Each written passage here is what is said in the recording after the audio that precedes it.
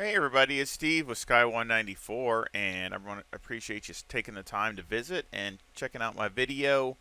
And we're here at Imola in the Lamborghini Huracan EVO. Again, a car that I don't know, I'm trying to improve upon, but I mean, I love the car. I mean, I'm not the greatest with it, but I really do love the car and love driving it.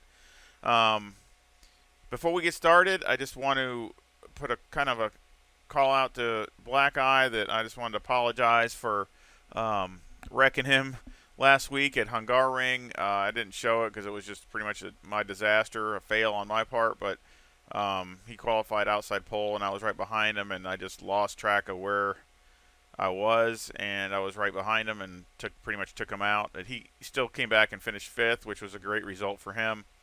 I stayed in it, but I had massive damage and got it fixed and finished, but it was way down. But I just wanted to apologize to Black Eye about that because it really stinks. I hate taking anybody out, let alone a friend. So, but anyway, let's get on with this. I did set up for it and did my stint, the 30-minute stint, and I think it's the best I've ever done with a mid-engine car here at Imola. I'm really happy with it, and especially for the Huracan that can, it can definitely bite you when it wants to bite you. So, let's get started, and like I said, we'll just show a few laps, and I'll go over the setup, and then I'll leave a link to the setup in the description. So let's start back here. Leave the HUD off for right now.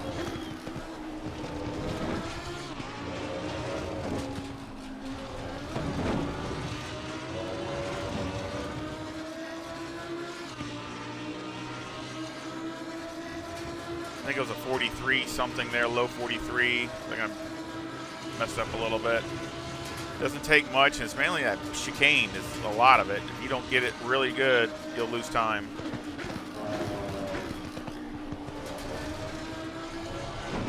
I mean, I try not to hit them too hard, those sausages, but if you have to, it's not the end of the world. The car takes it really good. So, but I mean, I just try not to because it seems like you lose a little time. And of course, I always try to stay to the left there so I can cut it back. The car does really well there.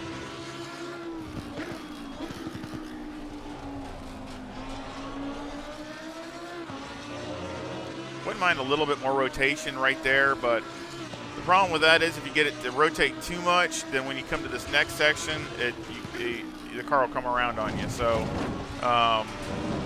it's kind of, again, you're trying to find the balance, right through here when you're really coming through here hard, and you got a lot of, you can have the rear end swing out on you. So there's nothing worse than going through there tiptoeing. So, but yeah, this obviously really makes the lap. I mean, how well you hit this and go through it is about everything almost. And I think the car does really well through there. Taking it.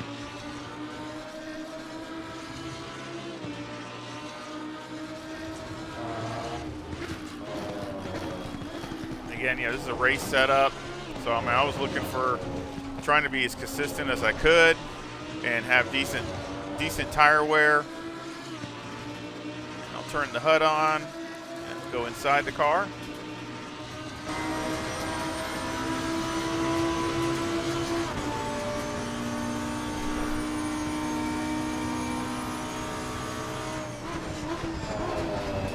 And that was a 142.51, my fastest at that time.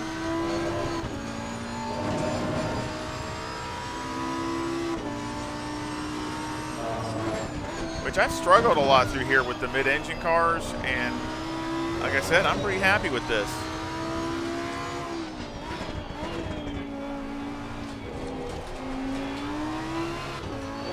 But yeah, I really think it's a step up as far as for a setup from what I've had for the mid-engine cars.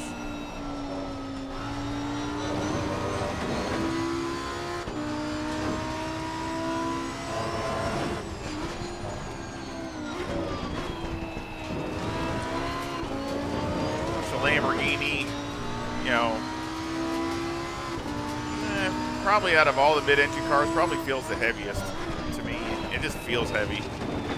Feels like it kind of have a little bit heavier car compared to the Ferrari or the Honda or the especially the McLaren and all those. It just feels a little heavier. I guess with a big V10 in it, it feels that way.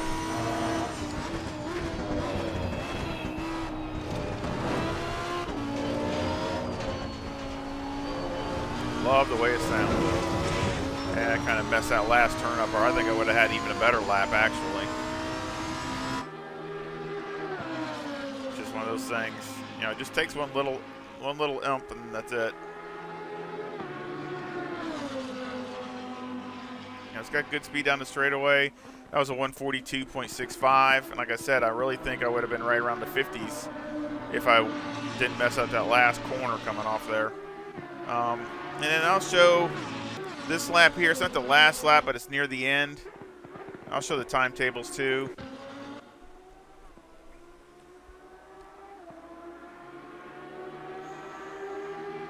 Of course, I had 70 liters in the car. A little more than I usually do for doing these, but I just do that because I know the Lamborghini is a little bit thirsty. So I just wanted to have, you know, still have a good fuel load on it.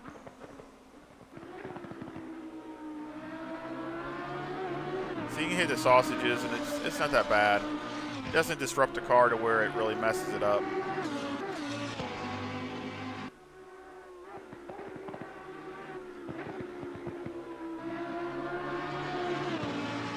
Really happy with the way it goes, and that I really tried a lot of different packages trying to get it, and I really didn't find anything that substantially made it ride better over the bumps, you know, and over the sausages without losing performance or feel. It just didn't, you know, for what you gained, you lost more on the other end.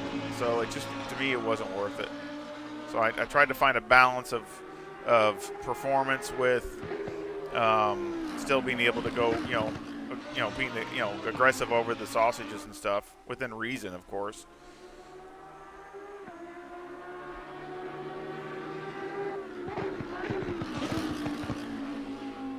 And that's the worst one, and it goes right over it. See, that's again, that if you hit that right, it's definitely gonna make a decent lap.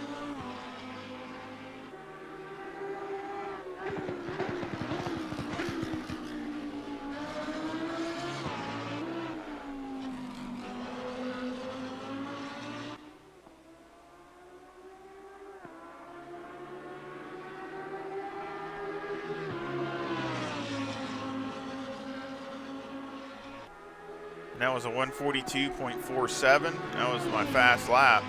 And, you know, that's near, there's only a few laps left of the 30 minutes. So I was really happy with that because for the Lamborghini, you know, there was some inconsistency, and we'll go over that. But, I mean, that's on me.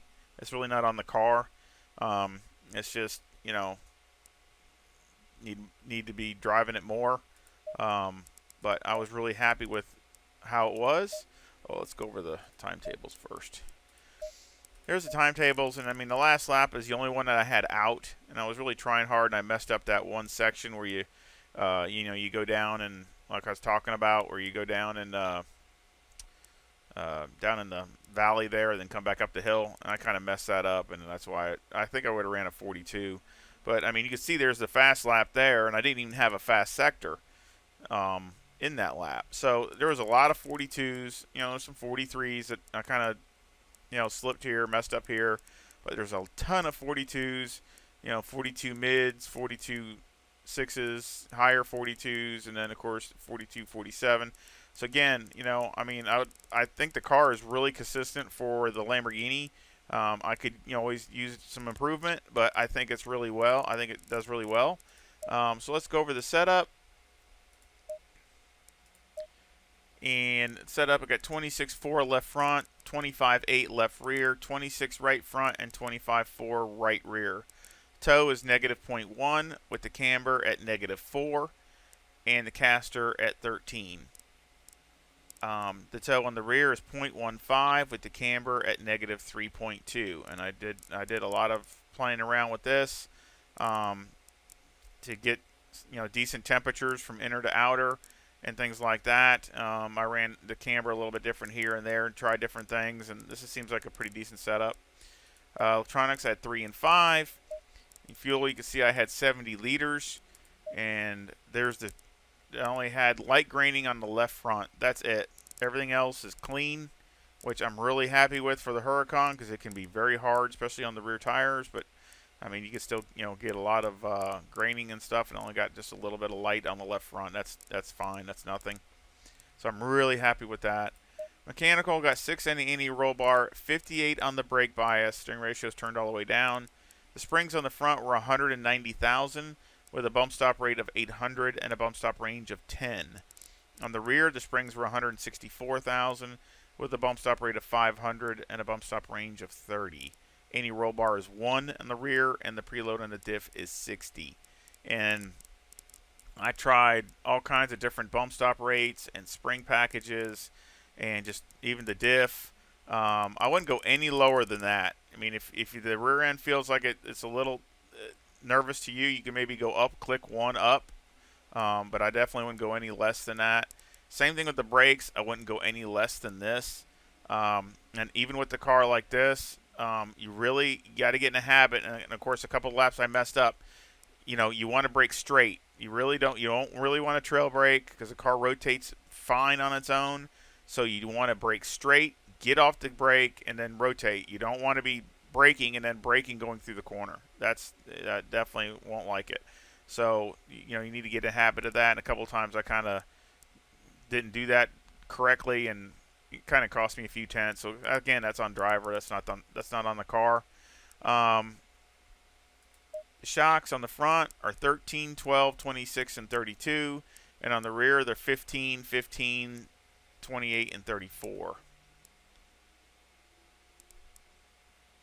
Aero, I got 58 on the ride height in the front with 62 in the rear with a 7 rear wing and a 3 and a 3 in the brake ducts. And the front aero variation is 0.8 to the positive. And again, like I said, I just got this as a setup, and I will put the link of this in the description, and any comments or feedback would be appreciated. And I really do think that it's a really good race setup, and would not be afraid to use it in any multiplayer or anything, or a championship or whatever. I think it's really good and consistent for me anyway, and I was really happy with it, and it really was fun to drive. And like I said, for a mid-engine, I was really happy to get the thing to get the times that it was doing, and this is the way it felt. The car felt really solid doing it. So I sure hope you enjoyed the video, and I hope you enjoyed the setup. And please give me a thumbs up. It really does help with all that YouTube stuff and gets the channel out there. And also if you could share any other, if you know anybody in leagues or any other forums, it would be great if you could share it, and also subscribe if you haven't subscribed. So I know we got a lot of people that do the views but don't subscribe.